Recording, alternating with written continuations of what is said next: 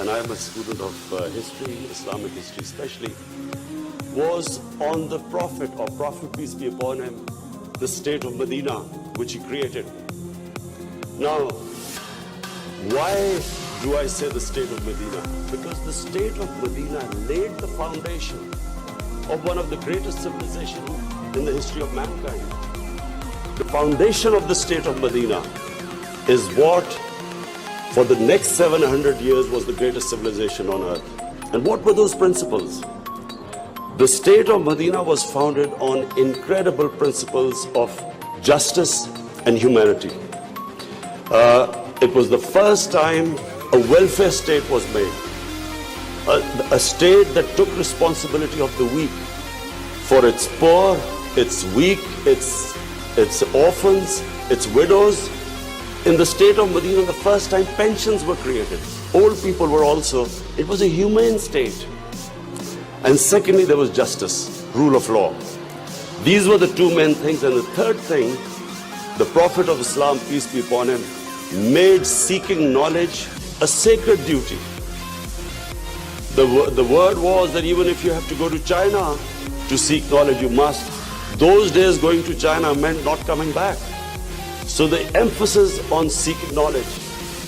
For the next 700 years, all top scientists were Muslims. And that was the state of Medina. It laid that foundation.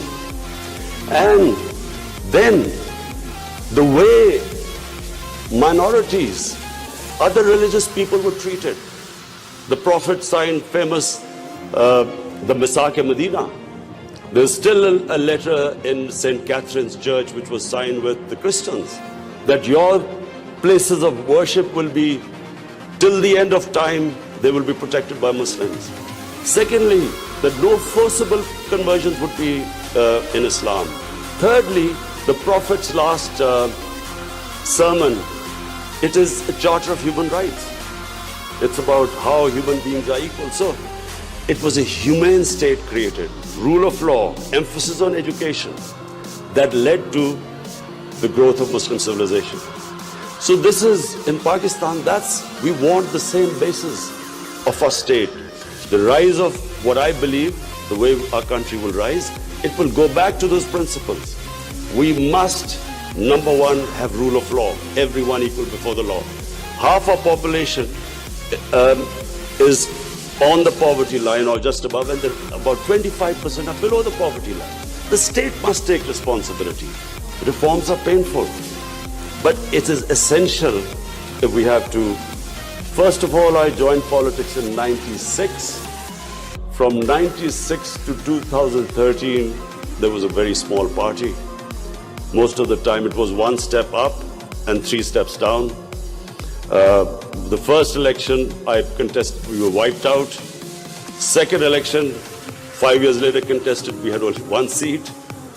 Third election we boycotted, and most of the time people made fun of me, thought we would never make it, because I'm an outsider. I wasn't from the political class.